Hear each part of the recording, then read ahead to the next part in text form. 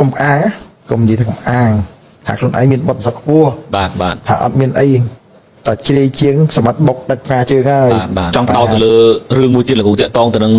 រឿងពេជ្រសម្បត្តិបន្តិចពេជ្រសម្បត្តិមួយរយៈនេះគេចាត់ទុកថាជាកីឡាករមួយដែល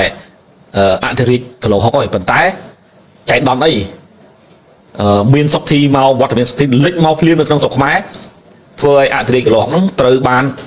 សពេចសពើព្រោះគាត់បានបាយឈ្នះគីមូរ៉ាតាមខ្សែគាត់ហើយអញ្ចឹងគាត់រំលងគីមូរ៉ាបានមួយហើយគេរំពឹងថាអ្នកទាំងពីរនឹងថ្ងៃណាមួយនឹងបានជួបគ្នាក្រោមការរៀបចំពីសង្វៀនធំប៉ុន្តែ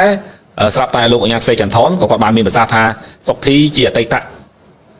កីឡាកររបស់គាត់ការគាត់ចិញ្ចឹមនៅក្នុងក្លឹបចលនាយុវជន157បាទការនោះគាត់ sponsor គាត់ជាម្ចាស់ក្លឹបហ្នឹងហើយក៏មានពេជ្រសម្បត្តិនៅនឹងទៅតែឥឡូវនេះគាត់ក៏ជាម្ចាស់ក្បាច់គុណនៅសាលាគុណមួយទៀតដែលគាត់ធ្វើតែបង្កើតហើយក៏មានវត្តមានសុខធីនៅជាមួយគាត់ទៀតជាកីឡាកររបស់គាត់ធ្វើឲ្យគាត់មិនឲ្យអ្នកទាំងពីរហ្នឹងជួបគ្នាទេតែឥឡូវនេះអ្នកទាំងពីរហ្នឹងគឺបច្ចុប្បន្នគឺមិនអាចជួបគ្នាបានទេដោយសារតែខែសិស្សមុនសិស្សក្រោយតែសម្រាប់លោកគ្រូគិតខ្លួនឯងយោបល់ខ្លួនឯងទេបើពីរហ្នឹងប៉ះគ្នាមែនលោកគ្រូយកខាងណាចំណុចហ្នឹងបើខ្ញុំគិតថាប៉ះទាំងបើពេជ្រសម្បត្តិខ្ញុំមើលតែគាត់ខ្ញុំឲ្យតម្លៃគាត់ខ្ពស់បន្តិចចុះបាទខ្ញុំក៏មិនដែលឃើញថាកីឡាករពេជ្រសម្បត្តិលូតដល់កម្ពស់ហ្នឹងដែរព្រោះអីខ្ញុំគិតថាជាកីឡាករមនុស្សមួយអ្នកហ្នឹងគឺជាមនុស្សអច្ឆរិយៈបាទដែលប្រកួតឲ្យដល់ចូលដល់គេវាយនឹងឆ្អែតក៏ដាក់បុកចូលដៃដេកដល់ទៅបាទខ្ញុំគិតថាអស្ចារ្យមិនងាយមានខ្ញុំគិតគឺល្អអញ្ចឹងបាទហើយបើកីឡាករសុខធីកីឡាករគាត់មានចំនួនប្រកួតរបស់គាត់គឺកម្រិតរបស់គាត់លើពេជ្រសម្បត្តិ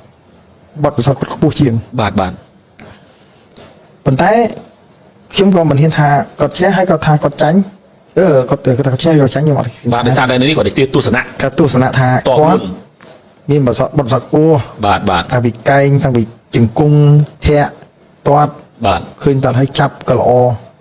ប៉ុន្តែពីរនឹងជួបគ្នាពិតជាល្អមើលប៉ុន្តែលោកគ្រូមិនហ៊ានថាទៅយកខាងណាទេដឹងតាខ្ញុំអត់និយាយថាយកខាងណាកើតទេព្រោះអីសិតតែចង់ថា idol ទាំងពីរច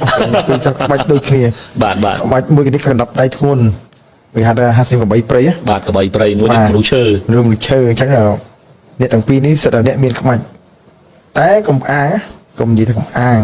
ថាខ្លួនឯងមានបទពិសោធន៍ខ្ពស់បាទថាអត់មានអី